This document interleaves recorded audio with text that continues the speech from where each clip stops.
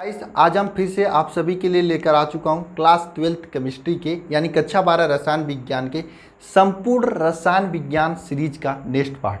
Guys मेरा लक्ष्य है कि आपको पूरा केमिस्ट्री 20 से 24 घंटे में कंप्लीट करा दें, 20 से 24 घंटे के लेक्चर में कंप्लीट करा दें। तो गाइस इससे पहले के लेक्चर में आपको हम एल्कोहल फिनाल ईथर का फर्स्ट लेक्चर दिया था। उस दिन मैं पूरा कंप्लीट कराने के मूड में था, लेकिन थोड़ा तबीयत सही नहीं था, इसलिए मैं आधे पर छोड़ दिया था। उसी के आगे आज के लेक्चर में मैं कंटिन्यू करूंगा। वैसे आज भी तबीयत सही नहीं है, फिर भी मैं क्लास ले रहा हूं। कुछ वायरल फीवर का लक्षण है, देखते हैं आगे, ठीक है। और गाइस मैं आपसे ये कहना चाहता हूं, दो तीन चीज़ें हैं आपको जान लेना चाहिए। आपके एग्जाम्स जो है पोस्टपोन हो चुके हैं, तो अब आपको अब लक्ष्य बड़ा बनाना है, अब और अच्छा तरीके से और पूरी तैयारी करनी है। पूरी तैयारी करने का मतलब यह है कि अब अगर आप 90% की तैयारी कर रहे थे, तो अब आप केमिस्ट्री में 95 प्लस लेकर आइए। और आ सकता है, मेरा खुद का 97 नंबर है केमिस्ट्री में, तो मैं मानता हूँ मैं ला सकता हूँ, तो आप लोग भी ला सकते हो, लेकिन मेहनत करनी पड़ेगी। बहुत मेहनत करनी पड़ी थी मुझे भी। गाइस उस समय जब मैं पढ़ा करता था तो केमिस्ट्री समझ लीजिए इस समय के दुगना सिलेबस था। उसमें दुगना सिलेबस का मतलब यह है कि 11th का भी था, 12th का भी था, और 35 नंबर का केमिस्ट्री पूछा करता था। 35 नंबर का जब केमिस्ट्री पूछा करता था 35 में, तो गाइस एक में मेरा 33 नंबर है और एक में 34 नंबर है। अब सोचिए इस तरह से मैं लिखा था, और मेरा केमिस्ट्री फेवरेट टीचर है, और केमिस्ट्री से मैं टीचर भी हूँ, आप लोगों को मालूम होगा फरवरी से, ठीक है।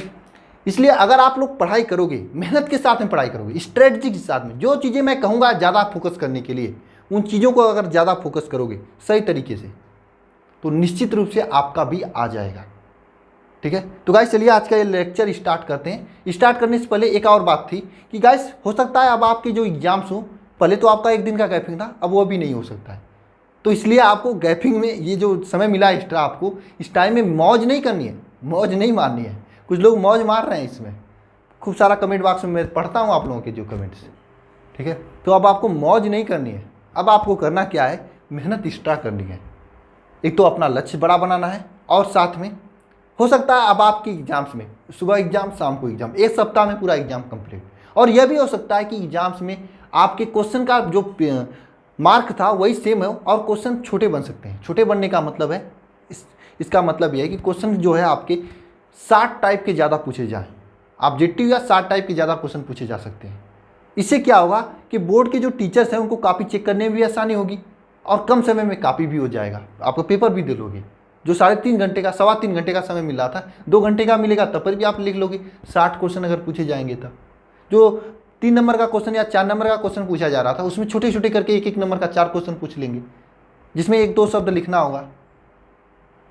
ऐसे क्वेश्चन भी पूछे जा सकते हैं। अब मैं आपको बताया था, क्योंकि समय के अनुसार चेंज करना पड़ेगा ना, टाइम कम होगा तो उसको कंप्लीट कराना ही होगा ना। बोर्ड तो पेपर लेगा ही, क्योंकि 12th के परसेंटेज के आधार पर बहुत सारी चीज़ें होती हैं। मैं बता दूं 12th के परसेंटेज के आधार पे आपको जो आपका ये आर्मी में आपका TES एंट्री होता है, मतलब टेक्निकल एंट्री स्कीम करके एक वैकेंसी आती है, जिसमें आप डायरेक्ट लेफ्टिनेंट बनते हो।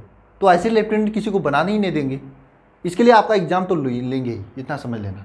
एग्जाम होने ही वाला है, आपको तैयारी करते रहना है, और मैं लेक्चर इसी तरह से आपको देता रहूँगा। हाँ हो सकता है कि अब लेक्चर उतना लंबी नहीं हो, तब पर भी 1 घंटे की लेक्चर तो आपको मिलेगा ही, ठीक है। तो गाइस चलिए स्टार्ट करते हैं आज का ये लेक्चर। आप लोग ध्यानपूर्वक पूरी कंसंट्रेशन के साथ में पढ़ाई करते रहिएगा। स्टार्ट करने से पहले एक बार सभी लोग माँ सरस्वती को नमन करें, और अपनी कॉपी पर, जिस पेज पर निकालने के लिए मैं कहता हूँ उसी तरह से निकालिए, और जय माँ सरस्वती लिखें। आप लोग कॉपी भेजते नहीं हो टेलीग्राम पर, कुछ लोग ऐसा, कुछ ही लोगों को छोड़कर सभी लोग नहीं भेजते हो। क्या आप लोग नोट्स नहीं बनाते हो? अरे बनाकर भेजा करो ना, जितना जिसका भी अच्छा रहेगा। मैं बताऊंगा कि आप ये गलती कर रहे हो या नहीं कर रहे हो, मुझे कैसे पता चलेगा आप लोग सीरियसली पढ़ रहे हो या नहीं पढ़ रहे हो? आप ही लोगों के लिए तो मैं ये कर रहा हूँ, अब मुझे क्या ज़रूरी है ये सभी करने का, ठीक है। तो गाइस आप सभी लोग उसी कॉपी पर जय माँ सरस्वती लिखें, और एक बार माँ सरस्वती से नमन करें, और उन्हें ध्यान में रखकर पढ़ाई करें। निश्चित रूप से यहाँ पे जो क्वेश्चन कराया जाएगा 100% आपको एग्जाम में पूछा जाएगा, ठीक है गाइस। चलिए स्टार्ट करते हैं।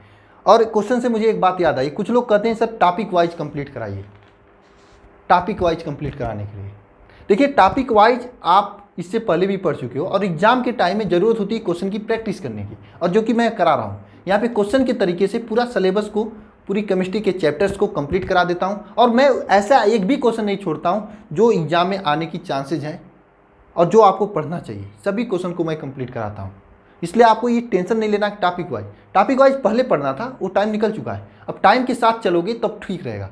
बेहतर यही कि टाइम के साथ चलिए, न केवल अगर आप टाइम के साथ नहीं चलेंगे तो फिर पीछे रह जाएंगे।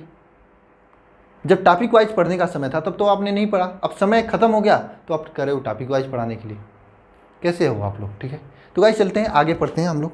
देखिए मैं कल आपसे 2 क्वेश्चन दिया था, 2 कि 3 क्वेश्चन दिया था शायद, और काफ़ी लोग मुझे खुशी की टेलीग्राम पर भेजे भी थे उसका आंसर। एक ऋषभ जायसवाल नाम की स्टूडेंट है, बहुत मेहनत करते हैं। ठीक है, तो उस क्वेश्चन में शायद मैं कोलबे और रायमन टी मैंने क्रिया दिया था और सभी लोग भेजे भी थे, तो अच्छी बात है। और उसको मैं कराऊंगा आज के लेक्चर में, लेकिन जितने लोग नहीं भेजे थे उनके लिए मैं आज के लेक्चर में फिर से कराऊंगा उसे। पहले मैं नेक्स्ट क्वेश्चन से चलता हूँ। क्वेश्चन मेरा छोटा छोटा रहेगा, मतलब लॉन्ग क्वेश्चन ही रहेगा, उसको मैं पार्ट वाइज कराऊंगा ताकि तैयारी आपकी होती रहे। ठीक है, तो गाइस सबसे पहला क्वेश्चन है आपका, क्वेश्चन मैं सबसे पहला आपका ले रहा हूँ कि फिनाल बनाने की किन्हीं 2 विधियों का रासायनिक समीकरण लिखिए। फिनाल बनाने की 2 विधि का रासायनिक समीकरण। देखिए पूरा क्वेश्चन देखा जाए तो क्वेश्चन ये लॉन्ग के रूप में पूछा गया था कि फिनाल बनाने के किन्हीं 2 विधि का रासायनिक समीकरण लिखिए, साथ में फिनाल में OH समूह को दर्शाने वाले रासायनिक समीकरण लिखिए, ऐसा कोई क्वेश्चन था। लेकिन मैं इसे पार्ट वाइज में कराऊंगा। पहले आपको बता रहा हूँ फिनाल बनाने की 2 रासायनिक समीकरण, 2 विधि का रासायनिक समीकरण। देखिए सबसे पहला फिनाल बनाना, मैं आपको एक ऐसा विधि बता रहा हूँ जो कि काफ़ी बार पूछा भी जाता है। सबसे पहला फिनाल बनाने का विधि कि एनिलीन से फिनाल बनाना, एनिलीन से बनाना। देखिए एनिलीन से मैं क्यों बताया, क्योंकि कभी कभी बोर्ड एग्जाम में ऐसे क्वेश्चन पूछता है। मैं आपको बताऊंगा, यहाँ से 2 क्वेश्चन आपका कंप्लीट कराऊंगा, 2 क्वेश्चन ध्यानपूर्वक समझना। मैं यहाँ पे 2 क्वेश्चन आपका कंप्लीट होगा, न केवल बोर्ड एग्जाम के लिए, कॉम्पिटिटिव एग्जाम्स के भी 2 क्वेश्चन कंप्लीट होंगे। ऑब्जेक्टिव क्वेश्चन भी यहाँ से बनता है। कैसे बनता है अभी हम आपको बता रहे हैं। ठीक है, देखिए एनिलीन से आपको फिनाल बनाना है, कैसे बनाओगे। सबसे पहले आप प्रयोगशाला, देखिए ये जो एनिलीन से ये फिनाल बनाया जाता है यह एक प्रयोगशाला विधि है, स्टार बना के लिखना। यह एक क्या है, प्रयोगशाला विधि, यह एक प्रयोगशाला विधि है।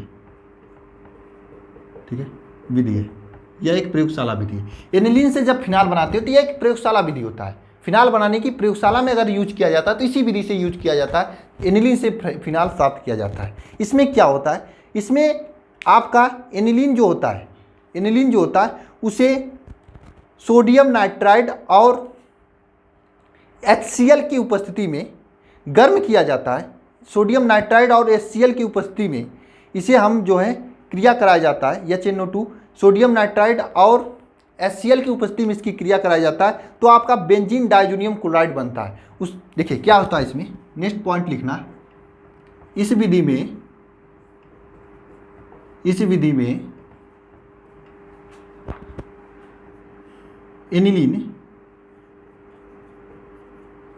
एनिलीन को सोडियम नाइट्राइड NaNO3 तथा HCl की उपस्थिति में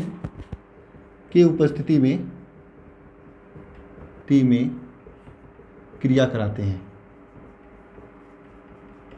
क्या होता है इस विधि में, क्या होता है एनिलीन को NaNO3 मतलब सोडियम नाइट्राइड, NaNO2 होता है। ठीक है, सोडियम नाइट्राइड और HCl की उपस्थिति में गर्म करते हैं। आपको एग्जाम में लिखना है इसी तरह से पॉइंट वाइज लिखते हैं। पॉइंट वाइज लिखने से क्या होता है, अगर ये पॉइंट लिखते हो उसके नीचे अगर थोड़ा सा जगह छोड़कर आप इसे लिखते हो तो क्या होगा, एग्जामिनर का सीधे दिमाग जाएगा, सीधे उस पर ध्यान जाएगा। आप घावल मावल करके इतना बड़ा थियरी लिख दिए, एग्जामिनर का ध्यान ही नहीं पड़ेगा, क्या लिखे हो क्या नहीं लिखे हो, जनरल मार्किंग करके आगे बढ़ेगा। तो इस बात को ध्यान रखना, आपका राइटिंग सही हो या नहीं हो इससे नहीं मतलब निकलता है, किस तरह से आप लोग लिखते हो, प्रेजेंटेशन के साथ में लिखते हो तो अच्छा नंबर मिलेगा। ठीक है, तो पॉइंट 1 है कि यह एक प्रयोगशाला विधि है। पॉइंट 2 इसमें क्या है, इस विधि में जो है एनिलीन बनाने के लिए आपको NaNO2 सोडियम नाइट्राइड और HCl का उपयोग किया जाता है। इसमें क्या होता है, सबसे पहले यह आपका एनिलीन का सूत्र है, आपको मालूम होना चाहिए, पूरा केमिस्ट्री आप पढ़ चुके हो। यह एनिलीन का सूत्र है, ये NO2 NaH2। वैसे मैं यहाँ पर NH2, इस एनिलीन को हम क्रिया कराते हैं किसके साथ में, NaNO2 प्लस HCl के साथ में 0 डिग्री सेंटीग्रेड पर क्रिया कराते हैं। जब इसकी क्रिया कराते हैं तो क्या होता है, यह आपका बनाता है benzene diazonium chloride, benzene diazonium chloride बनाता है। अब मैं आपको एक बात बताना चाहता हूँ जो कि आपके बोर्ड एग्जाम्स में, कॉम्पिटिटिव एग्जाम्स के लिए इम्पॉर्टेंट है। एक बात बताना चाहता हूँ आपको जो आपके कॉम्पिटिटिव एग्जाम्स के लिए इम्पॉर्टेंट है। ये क्या है आपका बेंजीन डाइजोनियम क्लोराइड। अब यहाँ पर आपको मैं बताता हूँ, देखिए एक शब्द होता है डाई एजो शब्द। अगर आपको कहीं पर भी एजो शब्द दिखाई दे दे तो इतना समझना वहाँ पे नाइट्रोजन है। यहाँ पर देखिए डाइजोनियम है, डाई एजो तो यहाँ पे समझना 2 नाइट्रोजन है, यहाँ पे 2 नाइट्रोजन है। तो डाई एजो जहाँ पर भी शब्द है आप समझ लेना वह नाइट्रोजन है। क्या है? नाइट्रोजन है। इस बात को रख लेना, नोट लिखकर लिख लेना, क्योंकि बहुत से कंपाउंड पूछे जाते हैं, जैसे एजानाइट्राइस ऐसे करके पूछा जाता है, ये किसका यौगिक है, तो वहाँ पर ऑप्शन दे दिए जाते हैं कि नाइट्रोजन का, क्लोरीन का, ब्रोमीन का। तो ये जो शब्द जहाँ पर भी आपको लगे तो समझ लेना वह नाइट्रोजन का यौगिक होता है। इसे मुझे कोई क्वेश्चन याद नहीं आ रहा है इसमें, नहीं तो मैं क्वेश्चन करा देता, ठीक है। तो ये जो शब्द से याद रखना, कोई भी कहीं पर भी आए ये जो शब्द अगर पूछा जाता है, ये जो शब्द वहाँ पे आ रहा है तो उसमें समझ लेना नाइट्रोजन तो पक्का होने वाला है। इस बात को याद रखना, ठीक है, क्योंकि एग्जाम में पूछा जाता है, कॉम्पिटिटिव एग्जाम्स में ऑब्जेक्टिव रूप में पूछ लिया जाता है। तो यहाँ से एक पॉइंट याद रखना, ठीक है। ये बेंजीन डाइजोनियम क्लोराइड है। अब इस बेंजीन डाइजोनियम क्लोराइड का हम लोग क्या कहते हैं? जल अपघटन कहते हैं। जल अपघटन कराते हैं तो आपका बनता है फिनाल। ये आपका फिनाल बनाने की 2 विधि हो गया। सर 2 विधि कहाँ होगा? देखिए फिनाल बनाने की 2 विधि इसलिए मैं कह रहा हूँ, यहाँ पर आपके 2 विधि कंप्लीट होते हैं। एग्जाम में 2 प्रकार के क्वेश्चन पूछे जाते हैं। कैसे प्राप्त करोगे एनिलीन से फिनाल, क्वेश्चन पूछा जाता है। ये क्वेश्चन पूछा जाता है, कैसे प्राप्त करोगे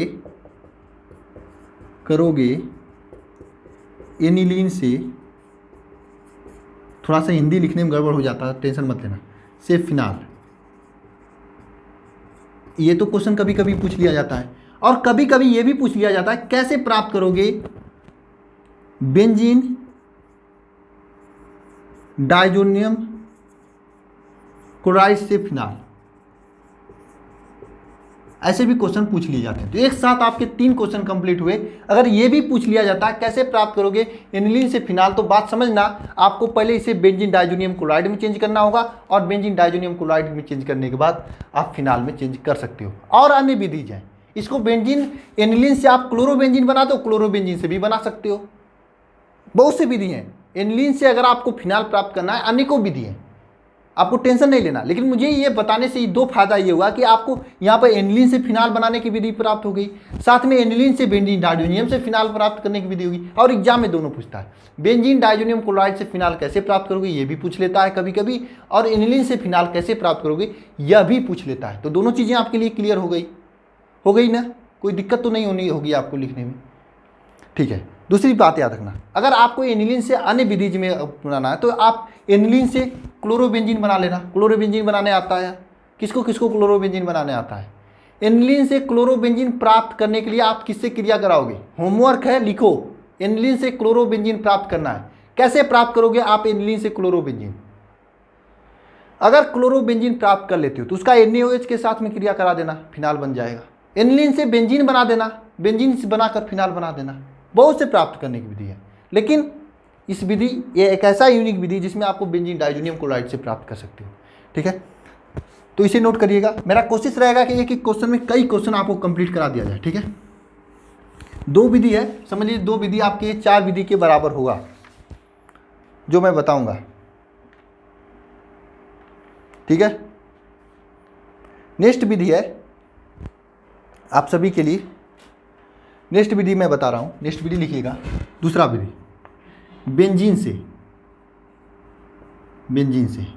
कैसे प्राप्त करोगे? बेंजीन से इसलिए मैं बता रहा हूं क्योंकि अगर आपको एनिलीन से पूछ दे तो एनिलीन को बेंजीन में बनाकर फिर आप प्राप्त कर सकते हो। कभी भी बोर्ड एग्जाम में अगर आपसे पूछते कि एनिलीन से बेंजीन प्राप्त करने की विधि, तो आप एनिलीन को बेंजीन एनिलीन से बेंजीन तो बना लोगे आप लोग आसानी से, बेंजीन से फिनाल प्राप्त कर देना, इस तरह से बना सकते हो। नहीं आ रहा है समझ में तो परेशान मत होना, आप ऐसे प्राप्त कर सकते हो, ठीक है।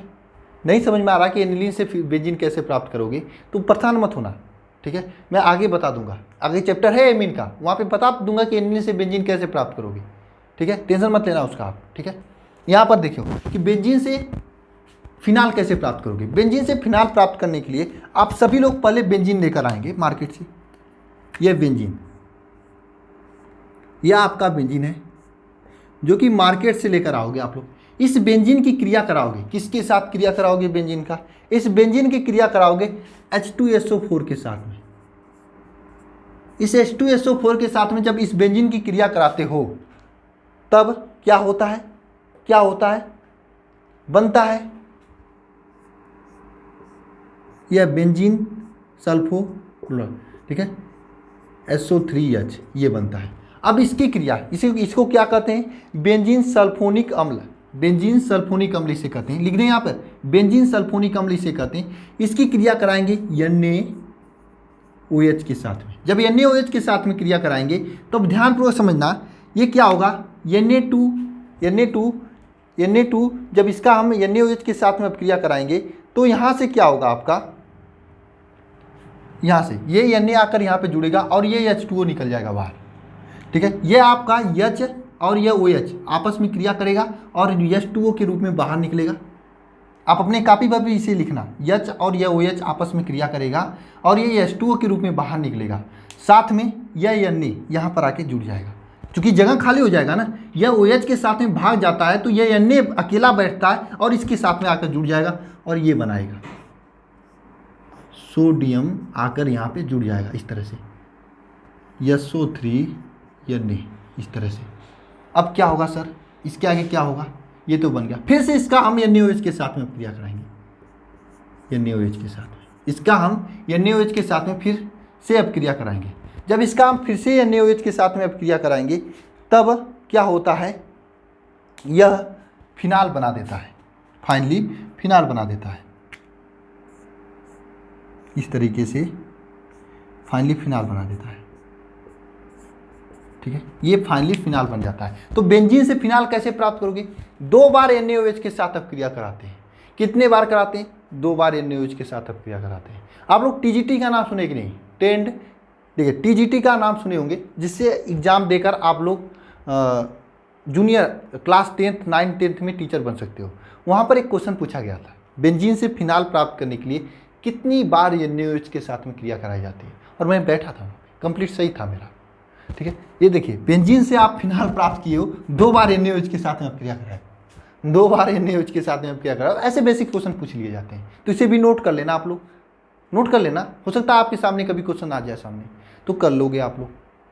बेसिक क्वेश्चंस हैं, अगर रिएक्शन याद आएंगे तो कर लोगे, नहीं याद रहेंगे तो नहीं कर पाओगे। तो आप बेंजीन से फिनाल प्राप्त करना विधि में क्या होता है, सबसे पहले H2SO4 के साथ में अब क्रिया कराते हैं तो ये आपका यहाँ पे आके जुड़ता है। अब इसकी अब क्रिया जब ये OH के साथ, इसे NaOH के साथ में कराते हैं, यहाँ पर आकर जुड़ता है और ये OH के साथ में जुड़ हो जाता है। ठीक है, अगर इसका पॉइंट वाइज लिखेंगे तो लिखेंगे यहाँ पर सर्वप्रथम बेंजीन का लिखिए आप लोग H2SO4 के साथ में क्रिया कराते हैं तो क्या बनता है, इसे इसका नाम क्या बनता है थे, बेंजीन सल्फोनिक अम्ल बनता है। ये क्या बनता है तब, बेंजीन सल्फोनिक अम्ल बनता है। मैं ये लिख रहा हूँ, बोल रहा हूँ, लिख लीजिएगा आप लोग अपने कॉपी में। ठीक है, क्योंकि कुछ लोग स्टेटमेंट नहीं लिख पाते हैं, तो एग्जाम में पॉइंट नंबर 1 लिखना, सर्वप्रथम बेंजीन का H2SO4 के साथ में आप क्रिया कराते हैं तो बेंजीन सल्फोनिक अम्ल बनता है। सर्वप्रथम बेंजीन का H2SO4 के साथ में लिखिएगा आप सभी लोग, सर्वप्रथम बेंजीन का H2SO4 के साथ में आप क्रिया कराते हैं तो बेंजीन सल्फोनिक अम्ल बनता है। सर्वप्रथम बेंजीन का H2SO4 के साथ में आप क्रिया कराते हैं तो बेंजीन सल्फोनिक अम्ल बनता है। सर्वप्रथम H2SO4 का बेंजीन सल्फोनिक अम्ल के साथ, बेंजीन के साथ में आप क्रिया कराते हैं तो बेंजीन सल्फोनिक अम्ल बनता है। उसके बाद सेकेंड पॉइंट में लिखिएगा, फिर बेंजीन सल्फोनिक अम्ल का NaOH के साथ में 2 बार आप क्रिया कराते हैं तो फिनाल बनता है। फिर बेंजीन सल्फोनिक अम्ल का NaOH के साथ में 2 बार आप क्रिया कराते हैं तो फिनाल प्राप्त होता है। ये आपका एक क्वेश्चन कंप्लीट हुआ, नोट करिए आप सभी लोग इसे। इसके अलावा 2-3 विधि और है जो कि मैं पिछली क्लास में बताया था, आपको, ठीक है। एक बार सभी लोग उन विधियों को मैं लिख रहा हूँ। कैसे प्राप्त करोगे आप लोग सैलिसिलिक एसिड से फिनाल, ये आप लोगों को होमवर्क है क्योंकि मैं पीछे क्लास में बता चुका हूँ कैसे प्राप्त करोगे, कैसे प्राप्त करोगे, ठीक है। आप लोग सभी लोग लिखकर मुझे जरूर टेलीग्राम पर भेजना कि किसे सैलिसिलिक अम्ल से फिनाल कैसे प्राप्त करोगे। सैलिसिलिक अम्ल से फिनाल पहला है। दूसरा है टायोलिन से फिनाल, टायोलिन से फिनाल। तीसरा है आपका क्लोरोबेंजीन से फिनाल, बेंजीन से फिनाल। चौथा है आपका एनिलीन से वो तो मैं आज बता ही दिया, ठीक है, जाने दो। ये 3 आप बनाने की विधि लिख लेना। कैसे प्राप्त करोगे, क्लोरोबेंजीन से फिनाल, टायोलिन से फिनाल और सैलिसिलिक अम्ल से फिनाल। ये कल के लेक्चर में मैं बताया हूँ आपको, दिखाई दे रहा है ना। पहला सैलिसिलिक अम्ल से फिनाल कैसे प्राप्त करोगे, टायोलिन से फिनाल कैसे प्राप्त करोगे, क्लोरोबेंजीन से फिनाल कैसे प्राप्त करोगे। ये महत्वपूर्ण क्वेश्चन है, इसे आप सभी लोग लिख लेना, लिखकर मुझे टेलीग्राम कर देना। कल के लेक्चर में बताया था, जाकर देख लेना कल का लेक्चर, ठीक है। पार्ट 1 जरूर देख लेना, महत्वपूर्ण क्वेश्चन वहाँ पे कराया था, ठीक है। नोट करिए आप सभी लोग इसे। तो मैं फिनाल के कुछ एक इंपॉर्टेंट रिएक्शन कराऊँ।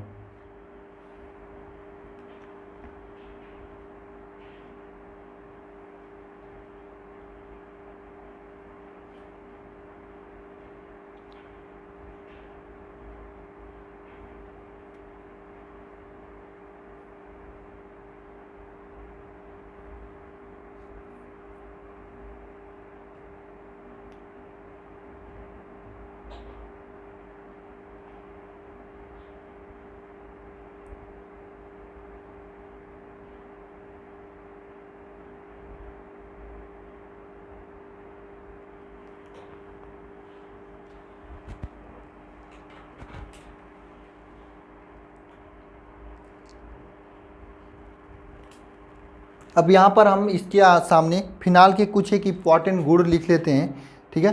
फिनाल के प्रमुख गुण, ठीक है। बोर्ड एग्जाम में ऐसे भी पूछ सकता है कि फिनाल के प्रमुख गुण लिखिए, या फिर फिनाल का निम्नलिखित के साथ में अपक्रिया लिखिए, ऐसे भी पूछ सकता है, ठीक है। कैसे भी पूछिए, इतना तो आप लोगों के पास सेंस हो ही गया है कि आप लोग उसका जवाब दे लोगे, ठीक है।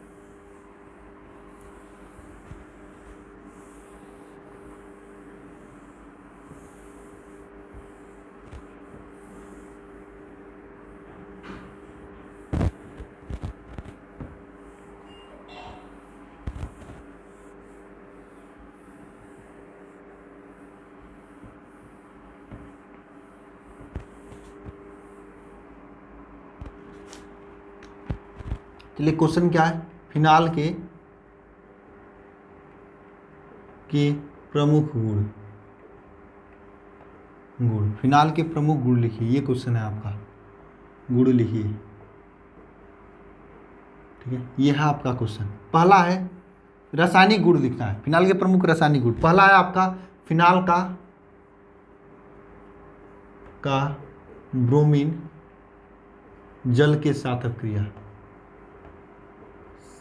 ठीक है। अब देखिए ये क्वेश्चन कैसे कैसे पूछ सकता है आपके एग्जाम में, कैसे कैसे पूछ सकता है एग्जाम में। देखिए ऐसे भी पूछ सकता है, क्या होता है जब फिनाल का हैलोजनीकरण कराते हैं तब। क्वेश्चन लिखिएगा आप सभी लोग नीचे अपनी कॉपी में, मैं लिखूंगा तो टाइम वेस्ट होगा। क्या होता है जब फिनाल का हैलोजनीकरण कराते हैं तब, ये क्वेश्चन पूछ सकता है। कैसे प्राप्त करोगे फिनाल से 2,4,6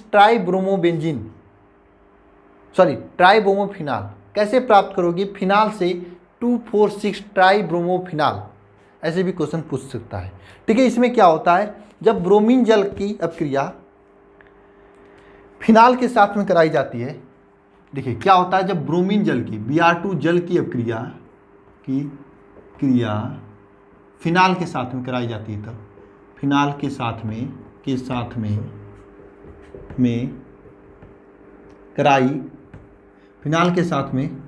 कराई जाती है, तब क्या होता है। जब ब्रोमीन जल की अपक्रिया फिनाल के साथ में कराई जाती है तो क्या होता है, जब ब्रोमीन जल की अपक्रिया फिनाल के साथ में कराई जाती है तो क्या होता है, ध्यानपूर्वक समझना। यहाँ पर 2 रिएक्शन आपके कंप्लीट होंगे। ये आपका फिनाल है, ठीक है, OH यहाँ पे जुड़ा है। इसकी क्रिया जब ब्रोमीन जल के साथ में कराई जाती है तब Br2 जल के साथ में कराई जाती है तब क्या होता है, ये आपके फिनाल के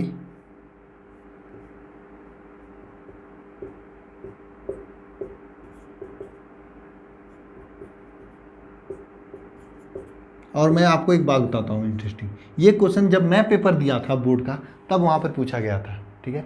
ये 2,4,3 ब्रोमोबेंजीन बनेगा। आप ये मत जोड़ देना कि यहाँ पर फिनाल के यहाँ पर आकर जुड़ेगा। कुछ लोग गलती किए थे हमारे बार में, हमारे एक फ्रेंड था वो खुद ही गलती किया था ऐसा। यहाँ पर एक तो ये बना दिया था, एक ये बना दिया था। ये ऐसा प्रोडक्ट नहीं देता है, आपको मैं बता दे रहा हूँ। एक ऐसे बना दिया था, मतलब आर्थो पैरा पे जुड़ दिया था। ये गलत है, ये नहीं सही है, ये गलत है। आपका सही ये वाला है। यानी ब्रोमीन जल के साथ में अब क्रिया करता है तो 2,4,6 ट्राइब्रोमोफिनाल बनाता है। 2,4,6 ट्राइब्रोमोफिनाल बनाता है। ये नहीं होता है, ठीक है। ये ब्रोमीन जल के साथ में क्रिया हो गया। अब देखिए नेक्स्ट है आपका फिनाल का नाइट्रीकरण। फिनाल का नाइट्रीकरण, फिनाल के नाइट्रीकरण में क्या होता है, इस फिनाल को, ये आपके सामने फिनाल है OH, इस फिनाल का हम लोग कराते हैं नाइट्रीकरण HNO3 के साथ में अपक्रिया। देखिए यहाँ पर 2 अपक्रिया होती है। अगर HNO3 के साथ में ये तनु HNO3 लेते हैं, ये आपका तनु HNO3 लेते हैं, तब ये इसके साथ अपक्रिया कैसे करता है देखना सभी लोग ध्यानपूर्वक। यहाँ पर आइए, यहाँ पर पहले देखिए, जब तनु HNO3 के साथ में अपक्रिया कराते हैं तो यहाँ पर जो नाइट्रो समूह होता है NO2 यहाँ से NO2 निकलता है। इस OH से पूछता है मैं कहाँ पे बैठूँ, ये कहता है यहाँ पे बैठ जाओ, मेरे बगल में बैठ जा। तो ये NO2, कुछ ही NO2 सीधे इसके बगल में जाके बैठ जाते हैं, सीधे ये OH है और यहाँ पर आगे कुछ लोग बैठ जाते हैं NO2। लेकिन यह NO2, कुछ ऐसे NO2 होते हैं जो सोशल डिस्टेंसिंग का पालन करते हैं, कोरोना से डरते हैं, और अधिकांश लोग आकर ऐसे बैठ जाते हैं। देखिए ऐसे ये NO2 इस तरह से बैठ जाते हैं। कुछ लोग ऐसे बैठते हैं, कुछ लोग वहाँ से दूर बैठ जाते हैं, और अधिक लोग ये बनते हैं। यानी अधिक में ये बनता है, कम में ये बनता है। अधिक में ये बनता है, कम में ये बनता है। इसका नाम क्या लिखा जाता है, ये आर्थो पोजीशन पे जुड़ा है या पैरा पोजीशन पे। एक चीज़ ध्यान देना, अगर यहाँ पर कोई ग्रुप जुड़ा इस तरह से बेंजीन के रिंग पे OH, अब यहाँ पर मुझे कॉम्पिटिटिव एग्जाम भी लेना है आपके ना, इसलिए इसे भी कंप्लीट कराना है, ठीक है। इस तरह से पूछा है आपके सामने, ठीक है। तो ये समझना, ये वाला जो पोजीशन होता है ये आर्थो होता है, इस वाले पोजीशन को पैरा कहते हैं, इस पोजीशन को मेटा, सॉरी आर्थो, इसे मेटा कहते हैं, इसे पैरा कहते हैं। इसी तरह से इसके बगल वाला पोजीशन आर्थो होता है, इसके दूर वाला पोजीशन मेटा होता है, और सबसे दूर वाला पैरा होता है। आर्थो मेटा पैरा, ठीक है। तो इसे कैसे लिखेंगे, आर्थो नाइट्रो फिनाल लिख सकते हैं, आर्थो नाइट्रोफिनाल इसका नाम लिख सकते हैं, इसका पैरा नाइट्रोफिनाल लिख सकते हैं, ठीक है। इसका नाम पैरा नाइट्रोफिनाल है, इसका नाम आर्थो नाइट्रोफिनाल है। इसे लिख लेना आप सभी लोग, और ये भी बना लेना क्योंकि इसमें कंफ्यूज होता है कुछ लोगों को। इसे कहते हैं आर्थो, इसे कहते हैं मेटा, इसे कहते हैं पैरा, ठीक है। ये तो हो गया जब तनु HNO3 के साथ में अपक्रिया किया। लेकिन जब सांद्र HNO3 के साथ में अपक्रिया करता है, वो भी H2SO4 की उपस्थिति में, तब क्या होता है, दिखाई तो दे रहा होगा आप लोगों को। एक मिनट मुझे देख लेने दीजिए, नहीं देखने क्या दीजिए, एक मिनट देख लेने दीजिए, दिखाई दे रहा है कि नहीं आप लोगों को, ठीक है। आप सभी को दिखाई दे रहा है कि नहीं, कमेंट देखिएगा। बिल्कुल दिखाई दे रहा है, ठीक है। चलिए अब इसको थोड़ा सा नीचे कर देते हैं। अब यहाँ पर मान लीजिए ये फिनाल है आपका, दोनों कंडीशन है आपके सामने। इस फिनाल में यहाँ पर OH जुड़ा है, इसका हम क्रिया कराते हैं HNO3 के साथ में, और ये सांद्र है, सांद्र HNO3 प्लस H2SO4 के साथ में क्रिया कराते हैं। सांद्र HNO3 प्लस H2SO4 के साथ में क्रिया कराते हैं। तब क्या होता है, ध्यानपूर्वक समझना है। यहाँ पर वही बेंजीन वाला काम होता है। सर बेंजीन वाला काम का क्या मतलब, देखिए यहाँ पर NO2 जुड़ जाता है। कब जुड़ता है, जब हम सांद्र में अपक्रिया कराते हैं। देखिए यहाँ पर 3 रिएक्शन आपके सामने हैं, तीनों इंपॉर्टेंट रिएक्शन है। पहला क्या, जब बेंजीन ब्रोमीन जल के साथ में फिनाल अपक्रिया कराता है तो कहाँ पर जुड़ता है, यहाँ पर भी, यहाँ पर भी, यहाँ पर। इसे कहते हैं 2,4,6 ब्रोमोफिनाल, ठीक है, ट्राइब्रोमोफिनाल, ठीक है।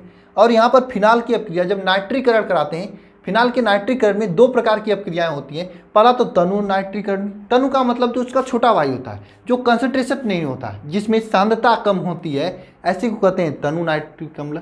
और उसके साथ में जब अपक्रिया कराते हैं तो देखना यहाँ पर एक तो आर्थो पे जाके जुड़ता है, एक पैरा पे जाके जुड़ता है। यहाँ पर देखना ये फिनाल है, इस फिनाल का जब सांद्र HNO3 के साथ में ऊपर से H2SO4 की उपस्थिति में क्रिया कराई जाती है, तब क्या होता है आपका, तब क्या होता है, ध्यान देना अब यहाँ पे 2,4,6 क्या होता है, तब यह आपका 2,4,6 ट्राई नाइट्रोफिनाल होता है। यह आपका क्या बनता है, 2,4,6 ट्राई नाइट्रोफिनाल, ठीक है।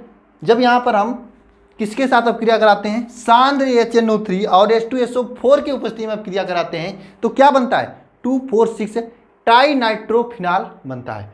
2,4,6 ट्राई नाइट्रोफिनाल, नोट कर लीजिएगा सभी लोग, 2,4,6 ट्राई नाइट्रोफिनाल, ठीक है। इसके बाद हम लोग पढ़ते हैं राइमंड टीमान अपक्रिया को। महत्वपूर्ण अपक्रिया है, कुछ लोग तो मुझे करके भेजे थे, नोट करिए सभी लोग।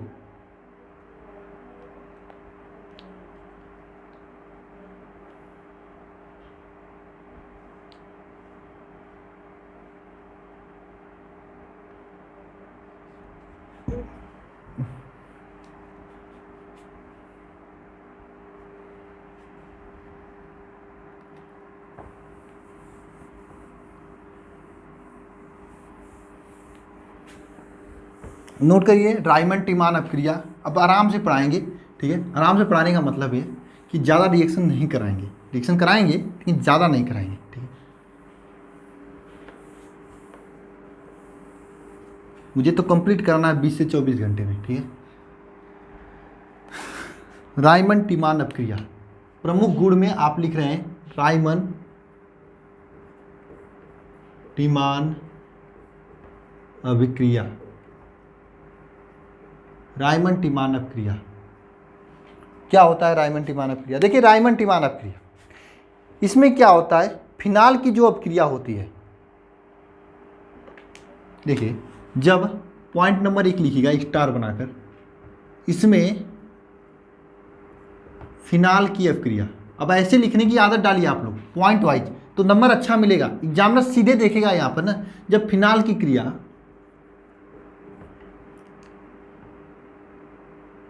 जली KOH तथा क्लोरोफॉर्म के साथ कराई जाती है, क्लोरोफॉर्म के साथ कराई जाती है, बात समझ में आई। इसमें क्या होता है, फिनाल की अपक्रिया जली KOH तथा क्लोरोफॉर्म के साथ में कराई जाती है, ठीक है। और नीचे दूसरा पॉइंट भी लिखना, राइमंड टीमान अपक्रिया में, टीमान अभिक्रिया में सैलिसिलिक डिहाइड, कैसे लिखा जाएगा यार, सैलिसिलिक अम्ल, राइमंड टीमान अपक्रिया में सैलिसिलिल डिहाइड बनता है, सैलिसिलिक डिहाइड, सैलिसिलिक, ठीक है, सैलिसिलिक, देखिए गलत लिखे हैं हम ना, ये गलत है, एक में सैलिसिलिक कैसे लिखा जाएगा यार, इंग्लिश में लिख दें, सैलिसिलेडिहाइड, हाँ ठीक है हो जाएगा, सैलिसिलेडिहाइड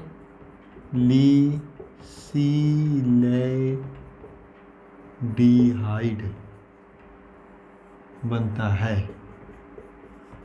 2 पॉइंट लिखियो, इतने अच्छे से लिखे हो, इसी को कहते हैं प्रेजेंटेशन स्किल। पहले पॉइंट में क्या लिखे हो, इसमें फिनाल की अभिक्रिया जलीय KOH और क्लोरोफॉर्म के साथ में होती है। आप करना क्या है यहाँ पर, इसको थोड़ा सा आप अपने पेन से अंडरलाइन कर देना, जलीय KOH और क्लोरोफॉर्म के साथ में होती है। राइमंड-टीमेन अभिक्रिया में सैलिसाइलाइड बनता है, इस तरह से अंडरलाइन कर देना, ठीक है।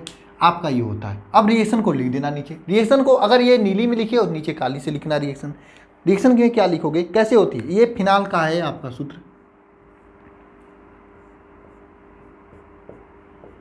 ये आपका फिनाल है। इस फिनाल की अभिक्रिया कराएंगे जलीय KOH के साथ में क्लोरोफॉर्म CHCl3, ये क्लोरोफॉर्म हो गया।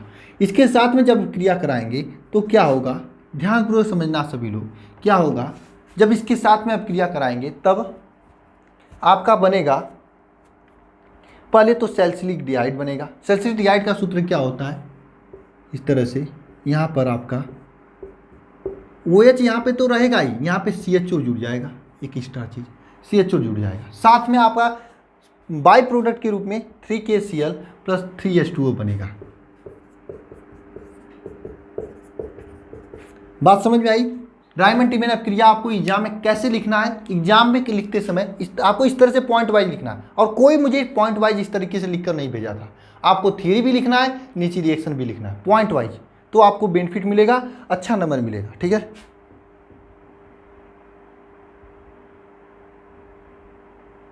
ठीक है, नोट कीजिए।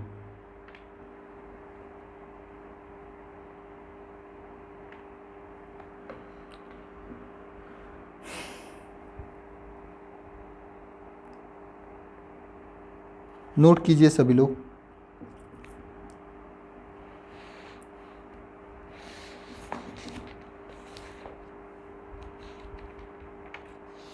नोट कीजिए, जल्दी नोट कीजिए आप लोग। देखिए, लिखने की कला होती है, आप लोग कला के साथ में लिखोगे तो अच्छा नंबर मिलेगा, निश्चित रूप से मिलेगा। अगर कला के साथ में नहीं लिखोगे तो फिर वही पुराना तरीके से लिखोगे तो पुराने तरीके से नंबर मिलेगा, ठीक है।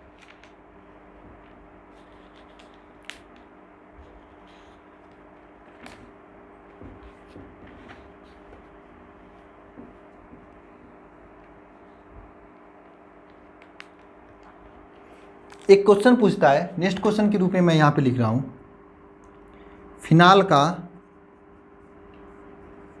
का जिंक के साथ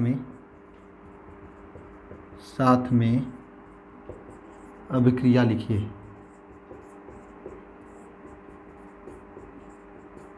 फिनाल का जिंक के साथ में अभिक्रिया लिखिए, इस प्रकार से क्वेश्चन पूछता है, या फिर कभी कभी पूछ देता है कैसे प्राप्त करोगे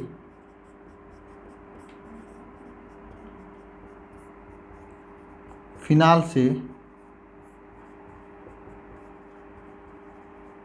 बेंजीन, फिनाल से बेंजीन कैसे प्राप्त करोगे। ये दोनों क्वेश्चन कभी कभी पूछ लिया जाता है, कभी कभी क्या हमेशा पूछा जाता है। फिनाल का या तो जिंक के साथ में अभिक्रिया लिखिए, या फिर कैसे प्राप्त करोगे फिनाल से बेंजीन। देखो, मैं कैसे प्राप्त करोगे वाला अभिक्रिया अलग से मैं कराऊंगा, लेकिन यहाँ पर भी मैं कराते चल रहा हूँ ताकि आपका प्रैक्टिस होता रहे। तो ये रिएक्शन कैसे लिखोगे, ये आपका फिनाल हो गया, OH यहाँ पे जुड़ा है। इस फिनाल का जब जिंक के साथ में अभिक्रिया कराते हो तो ये OH गायब हो जाता है और आपका बचता है ये केवल बेंजीन। तो ये हो गया आपका फिनाल का बेंजीन के साथ में अभिक्रिया, और इस अभिक्रिया को कहते हैं OH के साथ अभिक्रिया वाला साथ क्रिया। क्योंकि कभी कभी क्वेश्चन पूछता है बोर्ड एग्जाम में कि फिनाल के ऐसे अभिक्रिया लिखिए जिसमें OH के साथ में अभिक्रिया होता हो। यहाँ पर पूरे बेंजीन के रिंग पर कोई चेंजमेंट नहीं आया है, केवल और केवल इस OH के साथ में अभिक्रिया की है। ऐसे 2-3 रिएक्शन आपके एग्जाम में पूछता है। अभी मैं ये बताया, इसके अलावा 1-2 रिएक्शन आपको और बताएंगे। ये आपका फिनाल का OH के साथ में अभिक्रिया है, फिनाल का OH के साथ में अभिक्रिया है।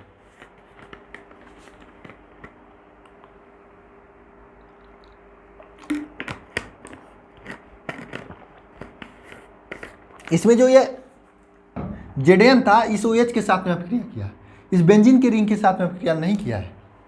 नोट कीजिए सभी लोग इसे।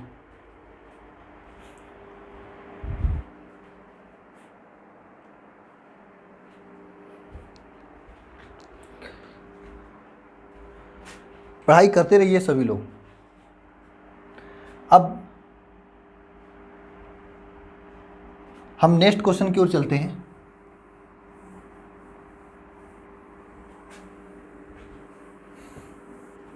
थोड़ा टाइम कम मिल रहा है मुझे, थोड़ा सा अभी नया नया हम जॉब मिली है गवर्नमेंट, इसलिए थोड़ा सा उसे मैनेज करने में टाइम लग रहा है। नहीं तो आप लोगों को फिजिक्स की भी क्लासेज स्टार्ट हो जाएगी। वैसे मैं बातें किया हूँ, अब तो क्लास बंद ही रहेगी, तो संडे से या फिर मंडे से आप लोगों की फिजिक्स की क्लासेज स्टार्ट होंगी और मैं ही पढ़ाऊँगा फिजिक्स, ठीक है, परेशान मत होना। और अन्य टीचर्स की भी मैं अरेंजमेंट कर रहा हूँ जो कि एकदम अच्छे टीचर्स हैं, जो खुद सेलेक्टेड हैं। ये नहीं कि आपको ऐसे वैसे टीचर से बात कर पढ़ाऊँगा जो खुद कुछ नहीं है, खुद सेलेक्टेड टीचरों से पढ़ाई कराई जाएगी, ठीक है। वैसे मैं इन सभी चीज़ों का एडवर्टाइजमेंट नहीं करता हूँ कि मैं ये हूँ, सीधी सी बात, मेरा एक लक्ष्य होता है कि अगर समझ में आ रहा तो पढ़ाई कीजिए, कोई भी हो, कुछ भी हो, समझ में आ रहा तभी पढ़ाई कीजिए, समझ में आ रहा तो अच्छे से पढ़ाई कीजिए। लेकिन हाँ, कंटेंट में यहाँ पर कोई भी कोताही नहीं बरती जाती है। यहाँ पे जो चीज़ें पढ़ाई जाती है सीधे एग्जाम में पूछी जाने वाली चीज़ें पढ़ाई जाती है। आप अपने अंसाल्व को उठाकर देख लीजिए, प्रीवियस ईयर में जाइए, पलटिए थोड़ा, देखिए उसमें ये क्वेश्चन फिनाल से पूछा गया कि नहीं, 100% पूछा गया होगा। आप जाइए, अभी जाइए, तुरंत जाइए आप पीछे का कोई भी पेपर उठा कर नीट वगैरह के देख लीजिए, वहाँ भी क्वेश्चन पूछा गया होगा।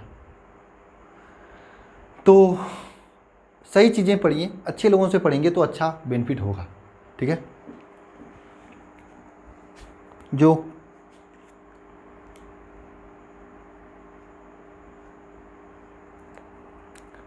एक तो ये हो गया आपके जो कि OH के साथ में अपक्रिया किया, और OH के साथ में दो और अपक्रिया मैं बता रहा हूँ, ठीक है। एक और अपक्रिया लिखिए, ठीक है। अपक्रिया क्या है आपका कि फिनाल से एनिलीन कैसे प्राप्त करोगे,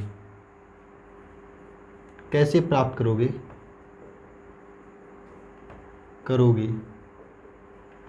फिनाल से एनिलीन। अच्छा, ज़रा आप लोग कमेंट बॉक्स में या फिर टेलीग्राम पर लिख कर बजाना कि क्लोरोबेंजीन से एनिलीन आप कैसे प्राप्त करोगे। यहाँ पर मैं वैसे फिनाल से बताऊंगा, ठीक है। फिनाल से एनिलीन प्राप्त करने के लिए आप लोग क्या करते हो, ये आपका फिनाल है, इस फिनाल में ऐसे लिखेंगे तो कुछ लोग कुछ समझ में नहीं आएगा कि ऐसे भी फिनाल होता है। इस फिनाल में यहाँ पर फिनाल है, अब फिनाल हुआ, ठीक है। इस फिनाल का हम लोग क्रिया कराते हैं H3 से, मतलब अमोनिया से। फिनाल की अपक्रिया कराते हैं इस अमोनिया के साथ में, तो क्या होता है, जब फिनाल की अपक्रिया अमोनिया के साथ में कराते हैं तो समझना ध्यान, ये जो अमोनिया है ये NH2H के रूप में टूट जाता है, मतलब यहाँ से एक हाइड्रोजन बाहर निकलता है। अब देखना यहाँ पर, ये आपका हाइड्रोजन और ये आपका OH दोनों आपस में क्रिया करते हैं और H2O बाहर निकालते हैं। क्या बाहर निकालते हैं, H2O बाहर निकालते हैं, और अकेले क्या बचता है यहाँ पर, ये NH2 बचता है, और यह NH2 जाकर यहाँ पे जुड़ जाता है, और जब ये NH2 जाकर वहाँ पे जुड़ता है तो ये आपका बनता है इस तरीके से, ये आपका क्या है, ये आपका एनिलीन है। तो ये आपका फिनाल से एनिलीन बन गया। और यहाँ पर ध्यान देना आप सभी लोग, यहाँ पर ये OH के साथ में क्रिया हुई, ये भी आपका एक OH के साथ की अभिक्रिया है, ये भी OH के साथ की अभिक्रिया है, इसमें भी OH के साथ में अभिक्रिया होती है, ठीक है। तो अगर आपसे पूछ दे कि OH के साथ वाली एक दो अभिक्रिया लिखिए, एक तो आप ये लिख दोगे, एक तो ये लिख दोगे, और एक मैं रिएक्शन बताता हूँ जो कि बहुत ही ईजी है, रिएक्शन नंबर 3। और इस रिएक्शन में क्या होता है, कैसे प्राप्त करोगे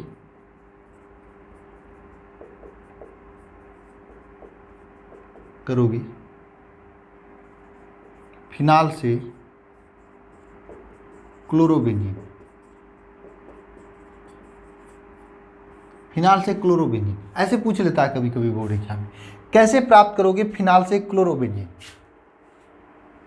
क्या पूछता है, कैसे प्राप्त करोगे फिनाल से क्लोरोबेंजीन। आओ देखते हैं कैसे प्राप्त करते हैं। ये आपका फिनाल है। अच्छा ये बताओ जरा कमेंट बॉक्स में लिख कर आप सभी लोग, कितने लोग फिनाल लाए हो दुकान से। यह है आपका फिनाल, इसका क्रिया कराते हैं PCl5 के साथ में, तो क्या होता है, यहाँ पर OH हट जाता है, Cl जुड़ जाता है, OH हट के Cl जुड़ जाता है, यहाँ पे PO Cl3 बनता है प्लस HCl बनता है, HCl बनता है प्लस HCl बनता है। यह आपका फिनाल से क्लोरोबेंजीन हुआ। और ये भी अपक्रिया आपकी कही जाएगी OH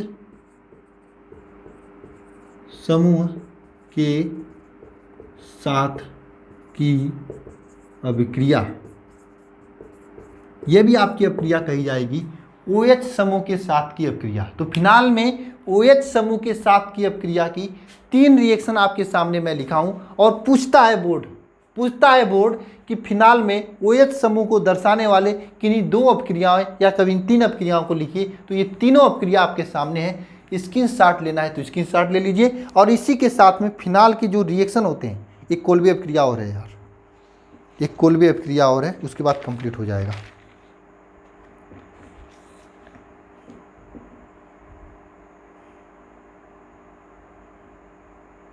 ठीक है,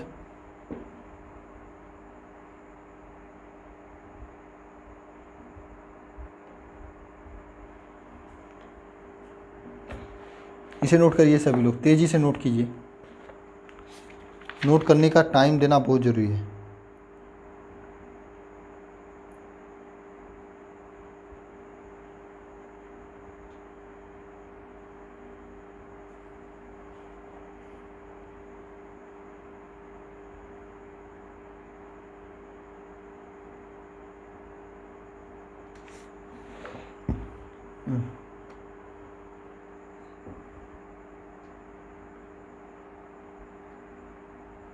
देखिए मैं लगभग सभी क्वेश्चन को कंप्लीट करा दिया हूँ, किसी न किसी फॉर्म में कंप्लीट करा दिया हूँ। फिनाल से कोई भी क्वेश्चन पूछे आप कर लोगे। इसके अलावा एक कोल्बे अपक्रिया, एक फिनाल की अम्लीय क्यों होता है, फिनाल अम्लीय कम क्यों होता है, ये आपको 2-3 क्वेश्चन है। क्या क्वेश्चन है, अम्लीय कम होता है, क्या क्वेश्चन है फिनाल का, 1 मिनट। हाँ अच्छा, ये एक चीज़ है, फिनाल से पिक्रिक अम्ल कैसे बनाते हैं, पिक्रिक अम्ल कैसे बनाते हैं फिनाल से, जरा आप कमेंट बॉक्स में कमेंट करके बताना। मैंने अभी आपको बताया था, भूल गया था वहाँ पे बताने के लिए कि फिनाल से पिक्रिक अम्ल बनाने की यही विधि है, ये मैं भूल गया था। आपको कमेंट करके बताना है कि फिनाल से पिक्रिक अम्ल कैसे बनाया जाता है, फिनाल से पिक्रिक अम्ल कैसे बनाया जाता है, फिनाल से पिक्रिक अम्ल कैसे बनाया जाता है, ये आपको कमेंट करके बताना है मुझे। ठीक है, क्या वो करके बताना है, फिनाल से पिक्रिक अम्ल कैसे बनाया जाता है, फिनाल से पिक्रिक अम्ल कैसे बनाया जाता है, ये आपको बताना है।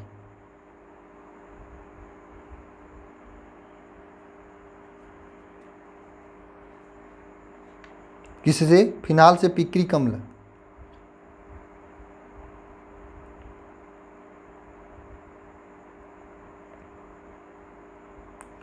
अब नेक्स्ट क्वेश्चन कभी कभी पूछा जाता है कि फिनाल अम्लीय प्रवृत्ति क्यों होता है, स्पष्ट कीजिए। ठीक है, ये है, तो इसी को हम कराते हैं, उसके बाद कोल्बे अपक्रिया कराएंगे। इसे नोट कर लिए होंगे आप लोग।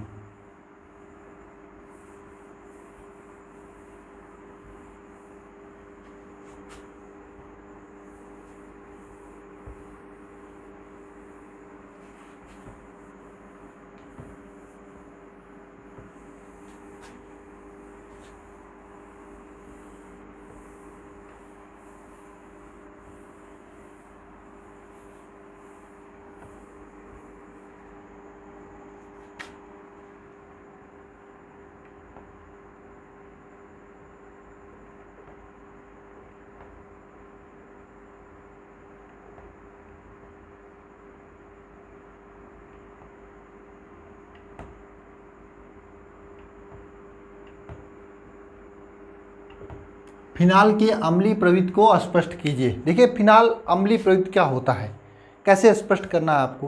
देखिए फिनाल को, ये फिनाल का सूत्र होता है, वैसे आप लोग अनुनाद नहीं पढ़े होंगे, रेजोनेंस।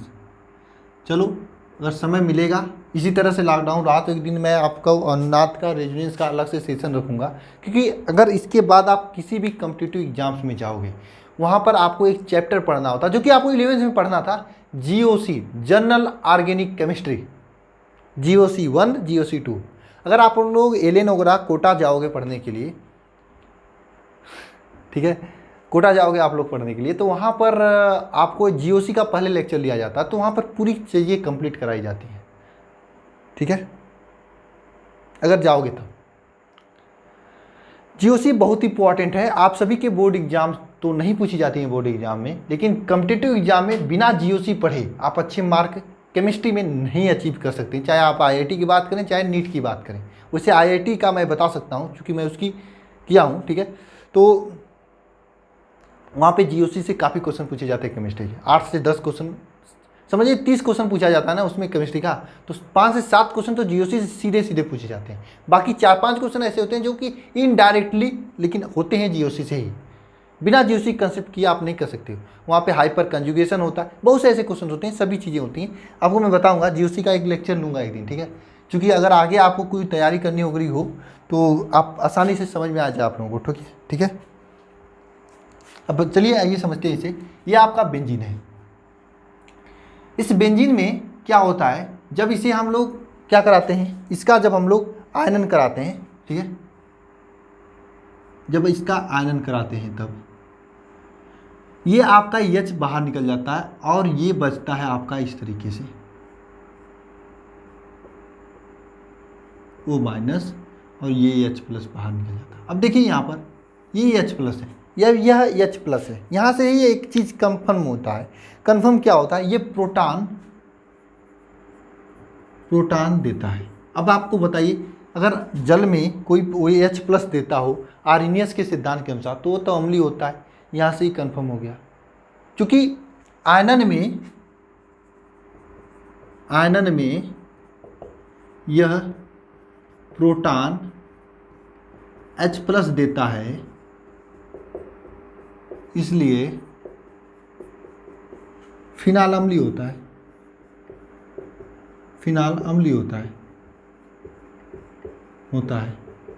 ये तो है। साथ में और एक इसका कंसेप्ट है, ये जो आपका बचा हुआ है ये O-, इसे कहते हैं फिनाक्साइड आयन। इसे क्या कहते हैं, फिनाक्साइड आयन। इस फिनाक्साइड आयन का रेजोनेंस होता है। रेजोनेंस में क्या होता है, मतलब अनुनाद होता है। इसमें क्या होता है, ये देखिए रेजोनेंस का एक कंसेप्ट होता है। ये रेजोनेंस उसी जगह पे होता है जहाँ पर अतिसंयुग्मन होता है, हिंदी में अतिसंयुग्मन कहते हैं, जहाँ पर कंजुगेशन में होता है, इंग्लिश में कंजुगेशन कहते हैं। देखिए मैं इंग्लिश में ही पढ़ा हूँ इसलिए इंग्लिश को ही मैं प्रीफर करूँगा, ठीक है। जहाँ पर वहाँ पर ही ये रेजोनेंस होता है जहाँ पर अनुनाद होता है, अनुनाद, हाँ, जहाँ वहाँ पर ही अनुनाद होता है जहाँ पर क्या कहे थे उसका, कंजुगेशन मतलब संयुग्मन होता है, संयुग्मन में होता है। संयुग्मन का मतलब यह होता है जहाँ पर आपके डबल बॉन्ड पाई बॉन्ड एकाकी इलेक्ट्रॉन युग्म हो, या double bond pi bond minus हो, या डबल बॉन्ड पाई बॉन्ड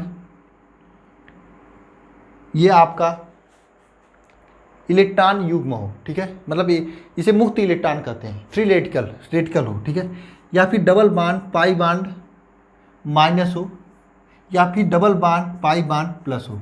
ऐसे जहाँ पर होगा वहाँ पर ही आपका रेजोनेंस होता है। एक बात ध्यान रखना। दूसरी बात याद रखना, इसमें क्या होता है, इलेक्ट्रॉन का ट्रांसफर होता है। रेजोनेंस में इलेक्ट्रॉन का ट्रांसफर होता है। कहाँ से होता है रेजोनेंस के में इलेक्ट्रॉन का ट्रांसफर, क्या इधर से होगा या उधर से होगा। यहाँ पर ही मैं यहाँ से तीर चलेगा या यहाँ से तीर चलेगा, ये मैं बताने की कोशिश कर रहा हूँ। वैसे 5 मिनट में नहीं बता सकता मैं, फिर भी मैं आपको रिकॉल कर रहा हूँ क्योंकि कुछ स्टूडेंट होंगे जो पढ़ाई किए होंगे 11th में, तो उनको थोड़ा सा अच्छा समझ में आएगा, ठीक है। इसमें क्या होता है, जहाँ पर चूँकि अब एग्जाम के डेट्स बढ़ चुके हैं ना, तो कुछ अच्छी चीज़ें सीख लेते हैं, अच्छा होगा। बोरिंग तो नहीं लग रहा है आप लोगों को, नेक्स्ट लेक्चर से नहीं पढ़ाऊंगा, अगर बोरिंग लगेगा तो वही चीज़ें पढ़ाऊंगा जो आप लोगों को अच्छा लगेगा, ठीक है। इसमें क्या होता है, जहाँ पर इलेक्ट्रॉन की संख्या अधिक होता है, जहाँ पर भी इलेक्ट्रॉन की संख्या अधिक होता है वहाँ से इलेक्ट्रॉन युग्म चलते हैं। जैसे यहाँ पर देखिए 2 इलेक्ट्रॉन है तो यहाँ से ऐसे चलेंगे, ठीक है, इस तरह से चलेंगे, और ये वाला यहाँ पे चलेगा, ठीक है। ये वाला इलेक्ट्रॉन यहाँ पे आएगा, ये वाला यहाँ पे चलेगा। यहाँ पे माइनस है तो यहाँ पे चलेगा और ये यहाँ पे चलेगा, ठीक है। यहाँ पे फ्री रेडिकल है, ये यहाँ पे चलेगा और ये यहाँ पे चलेगा।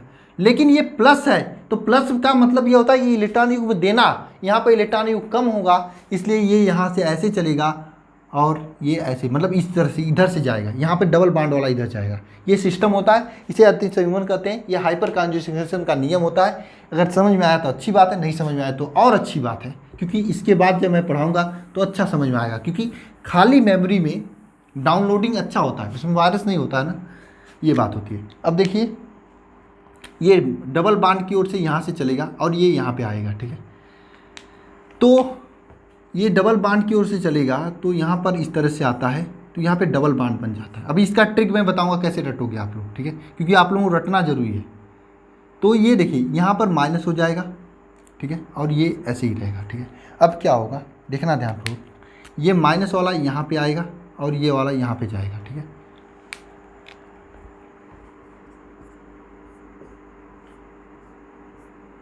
इस तरह से ये यहाँ पे और ये यहाँ पे, ठीक है, इस तरह से रहेगा। अब देखना, ये माइनस वाला कहाँ पे जाएगा, माइनस वाला, ठीक है, माइनस वाला कहाँ पे जाएगा, ये वाला तो सबसे पहले आपका ये वाला यहाँ पे जाएगा, ठीक है, इसके बाद यहाँ पे जाएगा और ये वाला यहाँ पे जाएगा, ठीक है।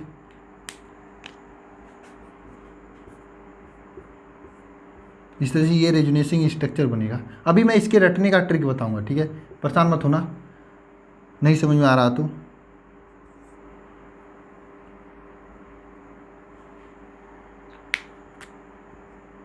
और यहाँ पे एक माइनस आएगा, ठीक है, इस तरह से होगा। अब देखना क्या होता है ना, ये जो है आपका डबल बॉन्ड, ठीक है, ये वाला आपका ऐसे जाएगा, ठीक है, ये वाला यहाँ पे जाएगा, ठीक है, मतलब ये वाला यहाँ पे जाएगा तो आपका इस तरह से बॉन्ड बनेगा, पुराना वाला, ठीक है, ठीक है, इस तरह से। अब आपका ये पूरा रेजोनेटिंग स्ट्रक्चर है, इसको हम इस तरह से भी लिखते हैं कि ये पूरा का पूरा डबल बॉन्ड पूरे स्ट्रक्चर में क्या चला गया इस तरह से, ठीक है, यहाँ पर O माइनस। तो देखिए, ये जो फिनॉक्साइड आयन है ये कितना रेजोनेटिंग स्ट्रक्चर बनाया है, और सभी रेजोनेटिंग स्ट्रक्चर आपके अस्थायी हैं, इसलिए यह अम्लीय प्रवृत्ति देता है, ठीक है। अब देखना, इसे याद करने की ट्रिक क्या है। देखिए, आपको ये तो बनाने आता है डब्बा डुब्बी, यहाँ पे माइनस लिख देना। अब आपको कुछ नहीं याद करना है, सीधे देखना है। एक बार देखिए, माइनस यहाँ पे आया, फिर एक जगह छोड़ के यहाँ पे आया, फिर एक जगह छोड़ के यहाँ पे आएगा। देखिए, यहाँ पर 3 स्ट्रक्चर बना लेना है। एक बार माइनस यहाँ लिखना है, एक बार यहाँ लिखना है, एक बार यहाँ लिखना है। इसके बाद में अगर यहाँ माइनस लिखते हैं तो एक जगह छोड़कर यहाँ पे डबल बॉन्ड, फिर एक जगह छोड़ के यहाँ पे डबल बॉन्ड। अगर आप यहाँ माइनस रखते हैं तो एक जगह छोड़ के यहाँ पे डबल बॉन्ड और यहाँ पे रहेगा। अगर यहाँ पे लिखते हैं तो एक जगह छोड़ के यहाँ पे डबल बॉन्ड और यहाँ पे रहेगा, ठीक है। इस तरह से डबल बॉन्ड लिख देना, आपका रेजोनेटिंग स्ट्रक्चर होगा। अगर ऐसे लिख लोगे एग्जाम में कि फिनाल अम्लीय क्यों होता है, पूरी तरीके से ये रिएक्शन लिख दोगे तो मैं ये गारंटी देता हूँ एग्जाम में नंबर नहीं कटेंगे, एग्जाम में नंबर नहीं कटेंगे, ठीक है। नोट करिए सभी लोग इसे।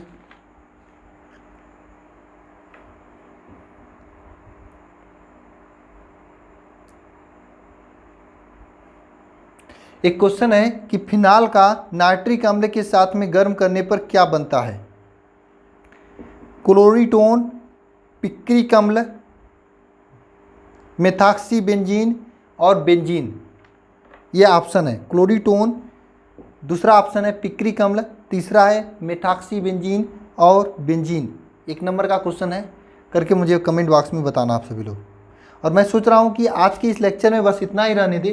फिनाल कंप्लीट है, एल्कोहल बाकी है, उसे कल के लेक्चर में कंप्लीट कर देंगे। एग्जाम का डेट पोस्टपोन्ड हो गए हैं, मस्ती के साथ में पढ़ते हैं, कुछ नई चीज़ें सीखते हुए पढ़ते हैं, क्योंकि बहुत यहाँ पे मैं रेजोनेंस पर सिखाने की कोशिश किया था आप लोगों को।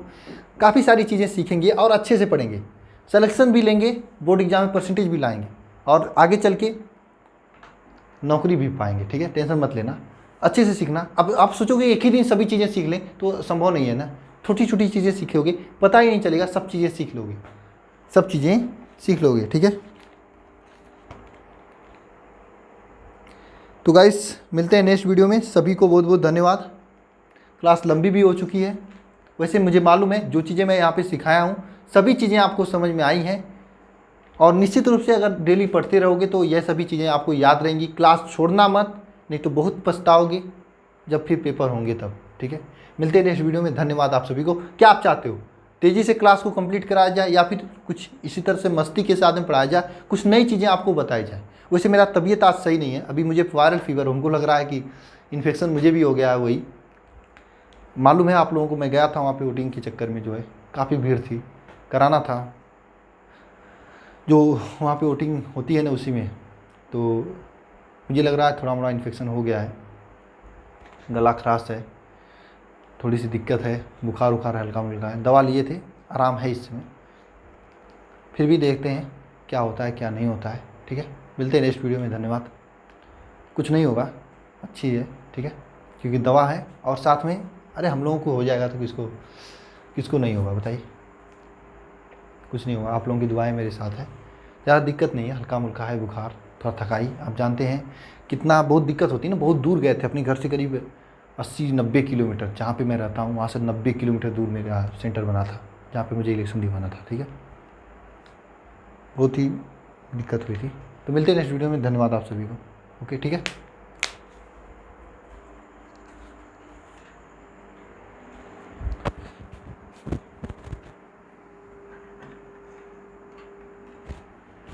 लेकिन हाँ, एक बार सभी लोग माँ सरस्वती को जरूर नमन करें, अपने कॉपी पर भी लिख लेंगे। ठीक है, जय माँ सरस्वती।